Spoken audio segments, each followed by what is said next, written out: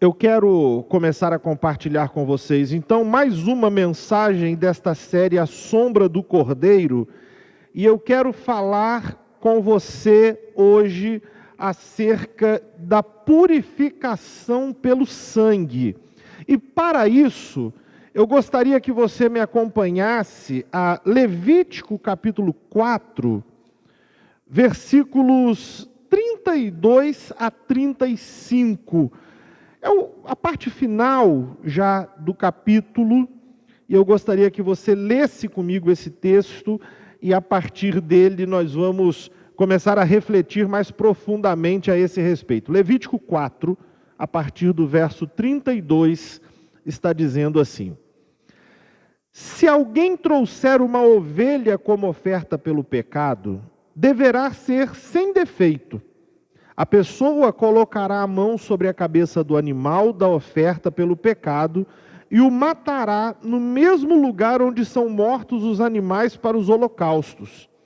O sacerdote molhará o dedo no sangue da oferta pelo pecado e o colocará nas pontas do altar do holocausto. O restante do sangue ele derramará na base do altar. Em seguida removerá toda a gordura da ovelha, como se faz com a gordura do cordeiro, apresentado como oferta de paz, e a queimará no altar como oferta especial apresentada ao Senhor. Desse modo, o sacerdote fará expiação pela pessoa e ela será perdoada. Nós estamos lendo aqui uma porção das Escrituras lá do Antigo Testamento que retrata a prática do culto do povo de Israel. Parte das expressões de culto. Isso aqui é um aspecto do culto de Israel, na verdade, quando alguém precisava fazer purificação pelo pecado. As coisas que nós lemos aqui, naturalmente, para nós, parecem tão diferentes, tão distantes do nosso habitual, não é? Mas eu quero ajudar você a perceber como isso se conecta com a gente aqui hoje. Na verdade, se você olhar para as culturas antigas, né, outros povos da antiguidade, você poderá ver que a prática de sacrifícios a uma divindade era bastante comum até. Embora o que nós perceberemos ao analisá-las é que as motivações costumam ser bastante diferentes nisso. Algumas religiões antigas tinham sacrifícios também que eram entregues como ofertas ao Senhor, mas que elas entendiam como que se aquilo de alguma maneira fosse uma necessidade daquela divindade, uma maneira pela qual o poder desta divindade seria mantido, e que se por acaso ofertas não fossem feitas, aquela divindade perderia a sua força, consequentemente a sua capacidade de agir e de atender de alguma forma ao que eles necessitavam. Em outros casos, as ofertas que eram feitas às divindades eram usadas como uma espécie de moeda de troca, uma maneira de se garantir favores. Então, se por acaso tivesse uma divindade que fosse responsável pela chuva, vamos fazer então uma oferta a esta divindade para que ela nos retribua com chuva, ok? Então era uma maneira de se estabelecer trocas. Outros casos também, os sacrifícios eram oferecidos então, também como uma espécie de troca, mas para que os caprichos de uma divindade não atingissem a comunidade como um todo, mas apenas um indivíduo, e de alguma forma assim. Digo caprichos porque as divindades cultuadas na antiguidade, elas eram em geral descritas também como carregadas dos sentimentos humanos mais comuns. Mais comuns. Então, a fim de que aquela divindade, num capricho qualquer, num momento de um surto, fizesse um mal, para que ela não desse um mal, um indivíduo, de alguma forma, era entregue para dizer assim: faça com ele e não jogue sobre a comunidade inteira isso. Havia também algumas religiões que via valores ascéticos nos sacrifícios, como que se você, ao sacrificar, você estivesse de alguma maneira também desapegando-se, especialmente da coisa sacrificada, e isso lhe proporcionaria algum tipo de elevação espiritual. Mas entre o povo de Deus, os sacrifícios tinham uma motivação muito diversa desta. Porque os sacrifícios na religião de Israel estava relacionado à necessidade de purificação de pecado e, objetivamente, de salvação também. E por isso, na lei, e o livro de Levítico é um livro que vai descrever muitas dessas leis religiosas do povo de Israel, havia um sistema elaborado de ofertas de animais para a purificação de pecados. Um sistema que encontrava também as suas raízes naquilo que Deus foi revelando a eles ao longo do tempo. Já vimos aqui, lá no Éden, um animal tem sua vida tirada a fim de que sua pele cobrisse a nudez, a vergonha do pecado ali naquele contexto. Vimos também como o sangue de um substituto foi aceito no lugar de Isaque, naquela oferta que foi demandada a Abraão. E vimos também na semana anterior que a libertação do Egito foi marcada também por aquele episódio no qual o sangue de um cordeiro foi o sinal que desviou o juízo de Deus daquela família, daquela casa, quando aquele juízo foi enviado sobre a terra do Egito. Aqui em Levítico, capítulo 4, na verdade, esse capítulo, ele detalha as ofertas de quando alguém ou a própria comunidade pecasse sem intenção. Capítulo 4, versículo 2, diz o seguinte: dê as seguintes instruções ao povo de Israel. É isso que devem fazer aqueles que pecam sem intenção, quebrando algum dos mandamentos do Senhor. Esse capítulo, então, descreve essa condição de quando alguém pecava e percebia-se, tomava ciência de que havia pecado, então havia um caminho para a purificação desse sujeito. Nós podemos notar que já naquele sistema havia a necessidade de se reconhecer o pecado, arrepender-se, buscar a reconciliação com Deus, e um sacrifício deveria ser feito para que o pecado fosse expiado. Esse termo expiar é um termo que significa purificar a pessoa de faltas cometidas, de falhas, pecados que tivessem cometido. A culpa do pecado e o seu castigo são apagados com morte. Se a gente olhar lá para o próprio livro de Gênesis mesmo, nós veremos o Senhor quando disse a Adão que não comesse do fruto daquela árvore, porque se comesse, aquilo o levaria à morte. O pecado era apagado com a morte, mas Deus permitiu, e ali naquele contexto de Levítico isso fica muito evidente, que provisoriamente a morte substitutiva de um animal fosse usada a fim de que o próprio homem não fosse condenado daquela forma. Esse animal a ser ofertado, nós vimos no versículo 32, que deveria ser um animal sem defeito. Vários animais são apontados nesse capítulo. Se você ler o capítulo 4 inteiro de Levítico, você perceberá que ele fala em algum momento sobre o novilho, a cria do boi.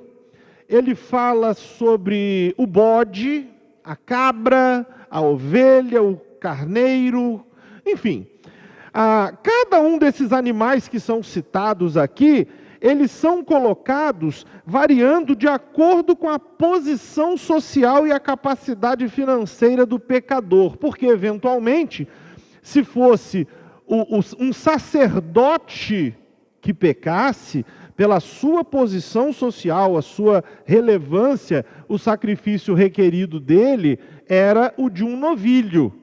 Mas se por acaso fosse de uma pessoa comum do povo, que foi o caso que nós lemos aqui nesse final de capítulo, então, nos versículos 32 a 35, se fosse uma pessoa comum do povo, poderia ser uma ovelha, um animal de custo muito inferior ao de um novilho.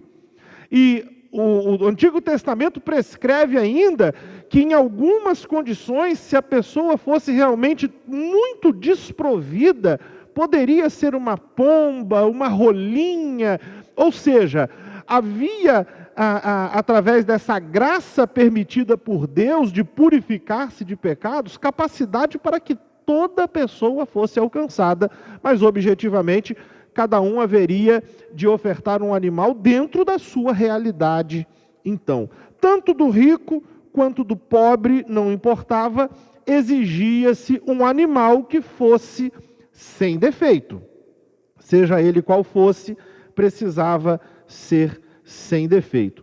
E quem estivesse apresentando a oferta pelo pecado, o versículo 33 apresenta para a gente uma cena que eu a considero bastante dramática, porque na verdade esse indivíduo deveria colocar a sua mão sobre a cabeça do animal, e ali ele confessava o seu pecado.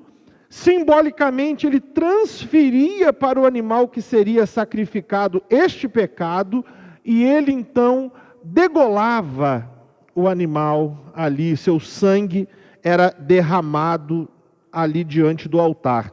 O sacerdote, versículo 34, ele molhava os dedos no sangue, colocava nas pontas do altar, e o restante do sangue do animal, então, era derramado na base do altar, e por fim as gorduras do animal eram queimadas como oferta ao Senhor. Isso era, por assim dizer, a prática que um indivíduo precisaria adotar a fim de que fosse purificado da culpa de um pecado que ele se percebesse tendo incorrido nele.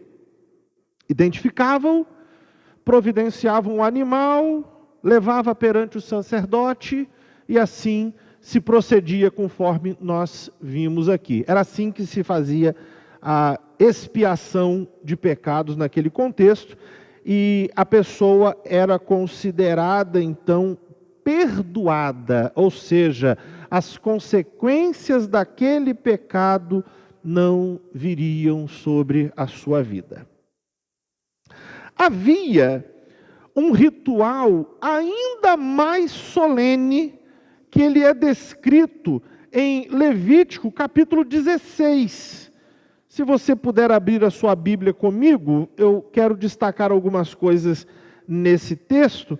Vou citar bem superficialmente algumas coisas aqui, mas eu quero que você conheça isso, porque ele é muito importante para nós. Um ritual muito mais solene e efetivo era aquele que era realizado uma vez por ano pelo sacerdote, e era chamado de Yom Kippur. Um sacrifício anual para o dia da expiação. Levítico 16 descreve esse ritual, então.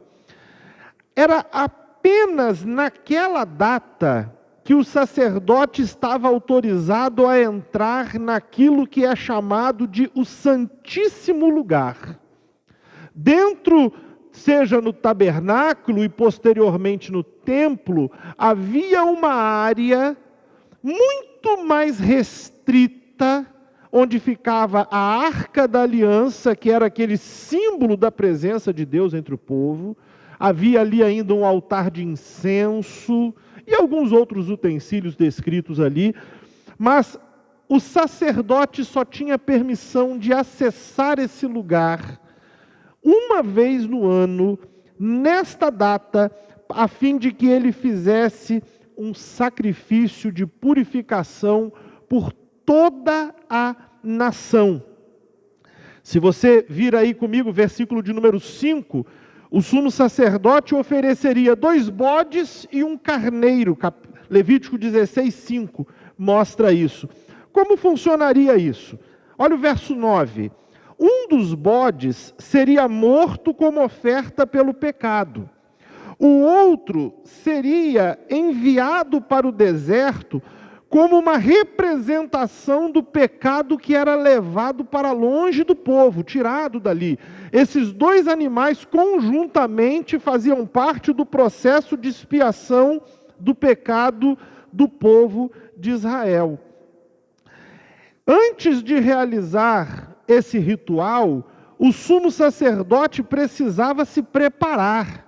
O versículo de número 4 diz que ele precisava banhar-se e vestir uma roupa especial de linho usada apenas para aquela ocasião. E além disso, ele apresentaria também, versículo de número 6, uma oferta primeiramente pelo próprio pecado, uma oferta como aquela que nós vimos descrita anteriormente no capítulo 4, ele entregaria uma oferta de um novilho, naturalmente, porque era um sacerdote, como aquela, porque ele próprio também era um pecador. Então, como parte da sua preparação, ele, limitado, falho como qualquer homem, antes de acessar esse lugar santíssimo, ele precisava fazer uma oferta de purificação, primeiro de si mesmo. Após purificar-se, então, ele entrava na presença do Senhor. Capítulo 16, verso 13, diz que ele levava ali incenso, e esse altar de incenso que tinha ali na presença do Senhor, então ele colocava aquele incenso de maneira que o aroma e a fumaça daquilo tomava conta daquele ambiente. E ele pegaria um pouco do sangue do novilho que ele ofereceu pelo seu próprio pecado e aspergiria a tampa da arca. Verso 14 está mostrando isso aí para a gente. Ele usaria o sangue daquele novilho para aspergir a tampa da Arca da Aliança. Esse local, a tampa da Arca da Aliança, confeccionado de uma forma muito específica, também orientada por Deus, uma placa de ouro, com 2 querubins voltados ali um de frente para o outro, e era ali o chamado propiciatório. Era onde o sangue marcava, então, essa oferta a Deus, porque era o lugar onde Deus se manifestava, então, diante do povo. Então, ele levava esse sangue. Depois, esse sumo sacerdote, ele voltava e agora ele aspergia sobre o propiciatório o sangue do bode que ele sacrificou. E ele, então, lançava ali o sangue daquele animal que foi sacrificado. Verso 15 mostra isso. Tanto o sangue do novilho como esse sangue do primeiro bode que foi escolhido para ser sacrificado eram usados ali para se purificar tanto a tenda do encontro como os utensílios que ali estavam, inclusive o altar e tudo o mais. Depois de ter que fazer essa purificação toda, agora ele traria perante o Senhor aquele bode que seria enviado ao deserto. E é interessante, veja o versículo 21.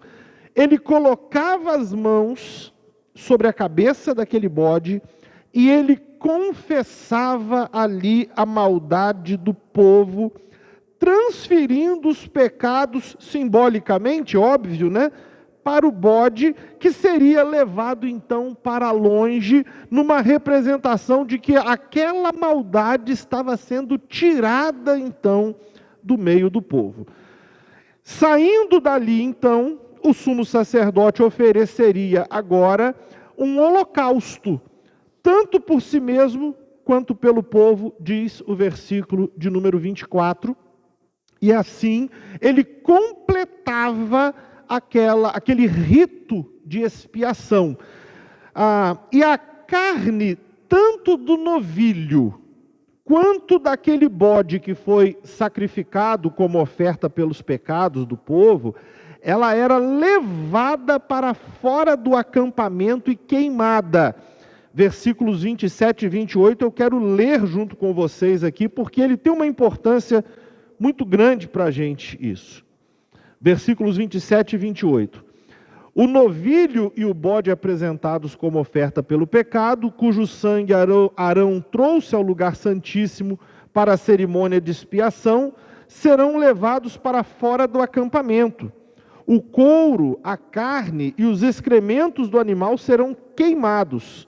O homem que os queimar lavará suas roupas e se banhará com água antes de voltar ao acampamento. Ou seja, representando então que aquela impureza, aquele pecado havia sido efetivamente tirado completamente do meio do povo de Israel. O que a gente descobre, né, num rito como esse? Para que aquele sistema sacrificial tão elaborado foi entregue por Deus ao povo? Esse sistema serviu para demonstrar que a humanidade precisa de substituição e de expiação por meio do sangue.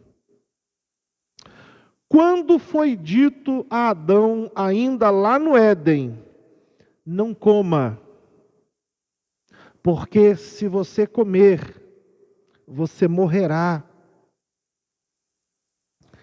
A pena do pecado é a morte. Paulo mesmo vai escrever sobre isso na sua carta aos Romanos e vai dizer: o salário do pecado é a morte. Aquilo que é a paga justa, devida pelo pecado, é a morte. Logo, algo deveria morrer. Mas o magnífico disso, então, eu queria que você olhasse o capítulo de Levítico 17 comigo, porque nós vamos perceber que Deus mesmo deu ao povo uma forma de lidar com essa situação. E o capítulo 17, versículo 11, então, diz assim: pois a vida do corpo está no sangue. Eu lhes dei o sangue no altar para fazer expiação por vocês. É o sangue oferecido que faz a expiação em lugar de uma vida. Deus então instituiu aquele cerimonial, aquele ritual pelo qual o sangue de um animal, que representa a sua vida, quando derramado e colocado ali sobre o altar, fazia expiação, de maneira que aquele que ofertava não teria a sua vida sujeita à condenação do pecado. Há um termo na teologia para expressar essa situação, que é a chamada propiciação, que significa tornar favorável, tornar propício. E quando a gente entende esse sistema, então, usado no Antigo Testamento, no culto de Israel, começa a ficar mais claro para a gente algumas coisas que Jesus realizou. Nós podemos entender melhor a obra de Cristo quando nós olhamos para isso. Porque quando nós lemos Romanos capítulo 3, versículo 25, me acompanhe por gentileza.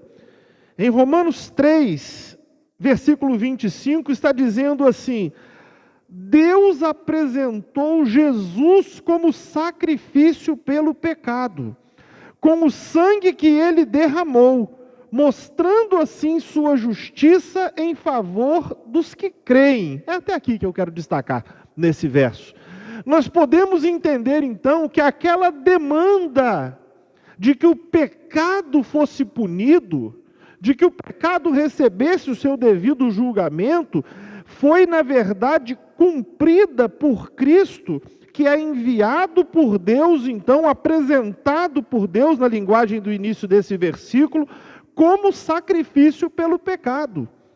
Porque, na verdade, cada um de nós vivia sobre a sombra da culpa do pecado. E Cristo, então, vem e a sua vida é, na verdade, a sua obra é essa obra que nos redime dessas situações. A morte de Jesus foi esse sacrifício propiciatório. A morte de Jesus foi esse sacrifício que faz com que Deus se torne favorável a nós. Pelo sangue de Cristo, o nosso pecado foi purificado. E por causa dele, Deus olha para nós e não vê pessoas que serão condenadas, mas vê pessoas que foram resgatadas, redimidas, porque em lugar delas, o sangue de Cristo foi derramado. João, escrevendo a sua carta, primeira carta de João, capítulo 2, ele vai falar que ele, Cristo, é a propiciação pelo nosso pecado. João, capítulo 2, versículo de número 2. Ele mesmo é o sacrifício para o perdão de nossos pecados. E não apenas de nossos pecados, mas dos pecados de todo o mundo. A obra de Cristo é esta obra que é reconhecida como essa obra propiciatória. Ele é esse sacrifício para perdão de pecados realmente. Pedro também, na sua primeira carta, ele vai descrever isso em termos de um resgate. 1 de Pedro, capítulo 1, versículos 18 e 19.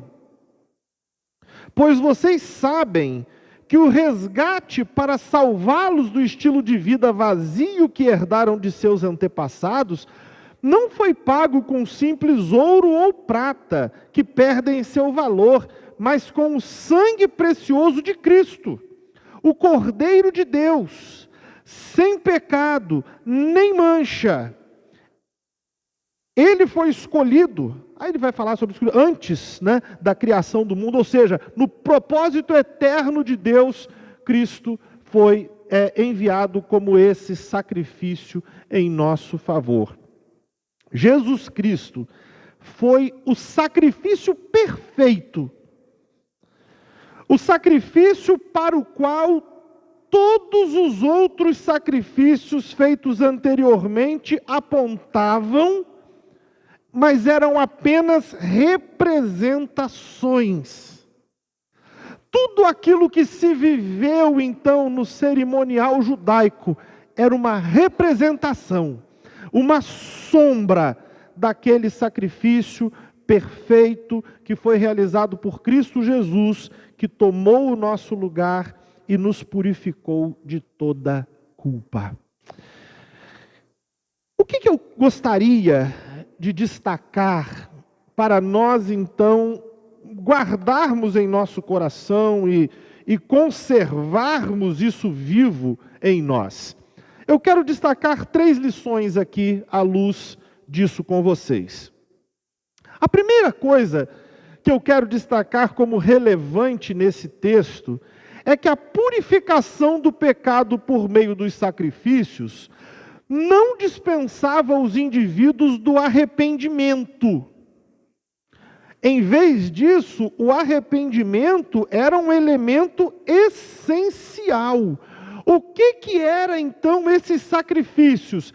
Era exatamente decorrente da busca da pessoa pela reconciliação com Deus quando ela se tornava consciente do seu pecado.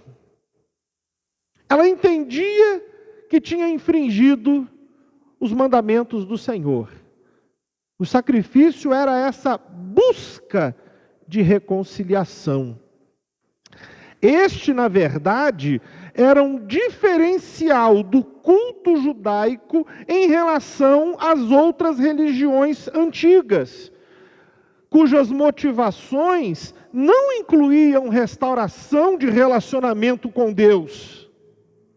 Mas para o israelita, era disso que se tratava os sacrifícios. De reaver um relacionamento com Deus que havia sido quebrado por causa do pecado. O arrependimento é o que qualifica os sacrifícios como algo maior do que o mero ritualismo vazio. Um homem poderia chegar e fazer uma oferta do animal mais caro que por acaso tivesse. Se não houvesse arrependimento, aquilo seria algo inócuo, vão. E mesmo hoje, quando não praticamos mais sacrifícios como aqueles, o arrependimento sincero ainda é um elemento essencial. O que é o culto que nós prestamos a Deus, se não for o fruto de um coração arrependido do pecado e que com sinceridade se volta para o Senhor? O que é? Em alguns momentos, o profeta Isaías vai dizer que o povo perdeu essa identificação em alguns momentos e dizia: olha, as suas expressões de culto são apenas de boca, não de coração.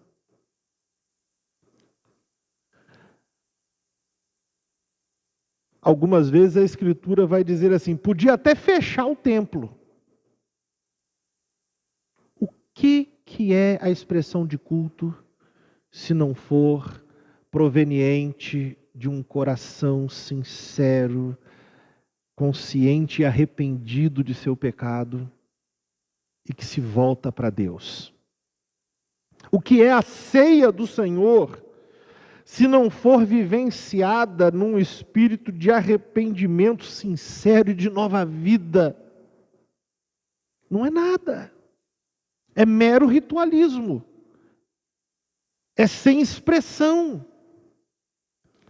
Hoje também, meus irmãos, nós somos chamados a crer no Senhor Jesus com verdadeiro arrependimento. Veja o livro de Atos, capítulo 3, versículo 19. Atos, capítulo 3, versículo de número 19. Diz assim: agora arrependam-se e voltem-se para Deus, para que seus pecados sejam apagados. Nós somos chamados a crer no Senhor Jesus, mas não crer simplesmente numa aceitação intelectual, não. Mas com muita sinceridade, reconhecermos o nosso pecado diante do Senhor e nos voltarmos para Ele, a fim de que a expiação seja efetiva na nossa vida, a fim de que o nosso pecado seja apagado, porque de outra forma é só um ritual vazio. Mas se nós fizermos isso, o versículo 20 diz assim: então da presença do Senhor virão tempos de renovação. tribulação. Eu gosto muito da tradução que fala sobre tempos de refrigério vindos da parte do Senhor, quando esse pecador é completamente expiado de seus pecados. Então, não vamos permitir de forma alguma que a nossa adoração ao Senhor hoje, que não é mais aquele negócio de sacrificar animais, seja desprovida de um coração muito sincero diante do Senhor, porque era exigido naquele tempo e é exigido de nós hoje de igual forma. A segunda lição que eu quero destacar aqui é que, ao orientar um rito específico para o ser humano se reconciliar com Ele, com normas, exigências bem definidas, se você ler o Levítico, Deuteronômio, Êxodo, gente, é tanta regra, tanto detalhe. Mas ao estabelecer um rito dessa forma, com tantas exigências definidas, o Senhor estava demonstrando que Ele mesmo estabeleceu um caminho para o homem se reconciliar com Ele. Isso quer dizer o seguinte, ora, não era cabível qualquer animal. Podia ser? Não, não podia. Havia lugar certo para o animal ser oferecido, havia passos a serem dados, datas a serem observadas. A aproximação não poderia se dar, portanto, nos termos dos homens, mas do Senhor. E se os homens não observassem essas normas, colocavam em dúvida a validade, não simplesmente a validade dos sacrifícios, mas também o próprio ofertante incorria em pecado ao agir levianamente e poderia ser punido pelo Senhor. A propiciação se dava somente quando tudo era feito dentro do que fora revelado pelo próprio Deus.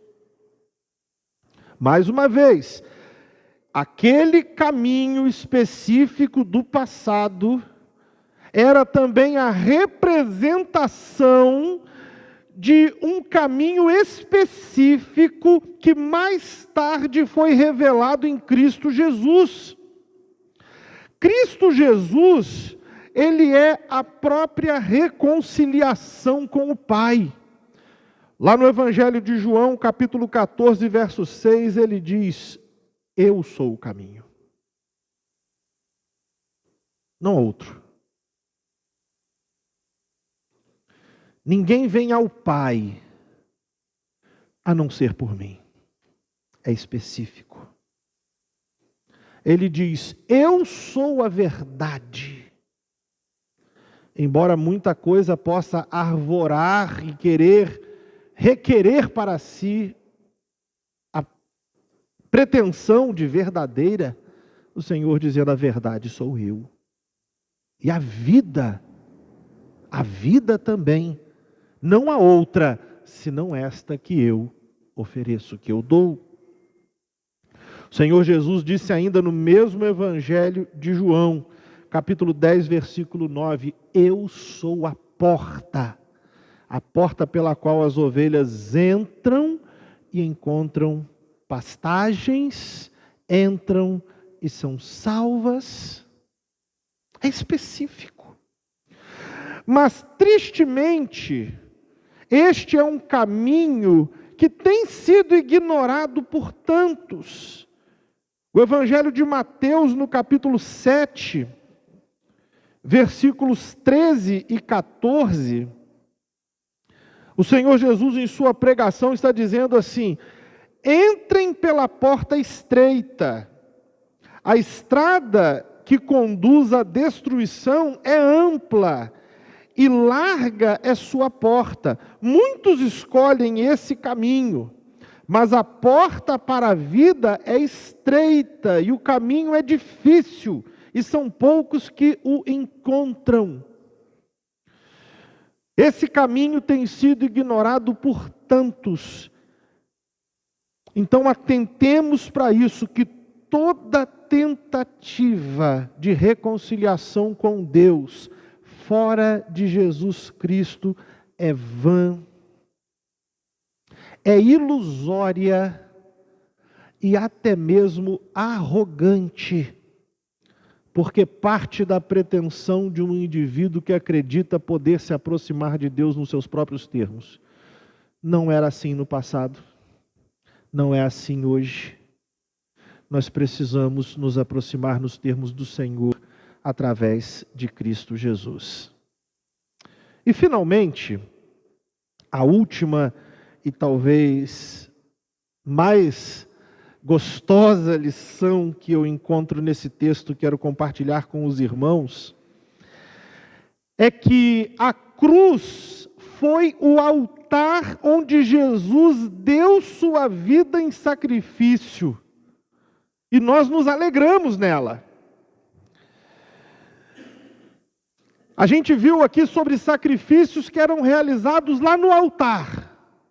O altar do Senhor Jesus foi a cruz. Quando Jesus instituiu a ceia, ele declarou aos discípulos naquele momento que o sangue simbolizava, o cálice representava o sangue derramado. Derramado onde? Na cruz. Como sacrifício para perdoar os pecados de muitos.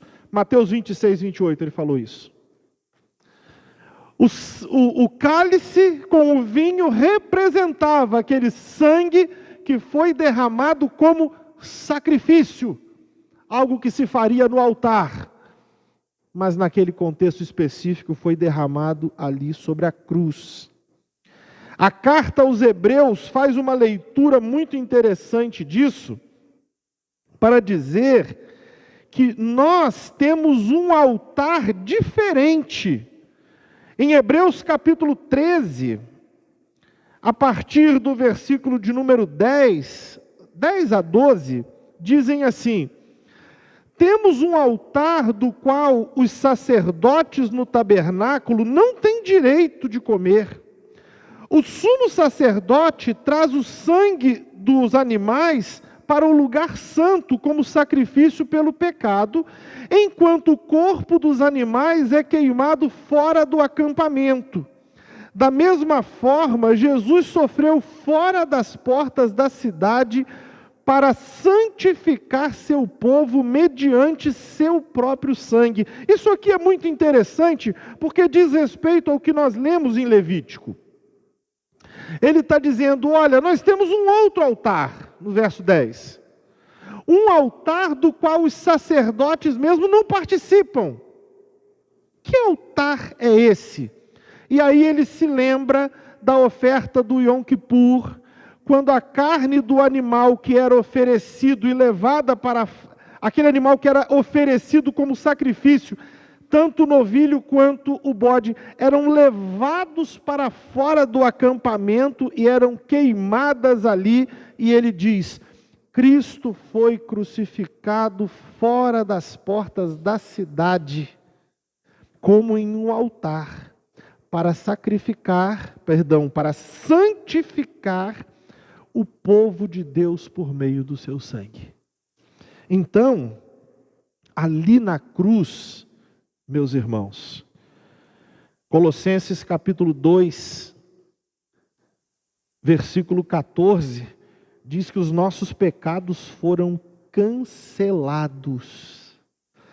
Ele cancelou o registro de acusações contra nós, removendo-o e pregando-o na cruz.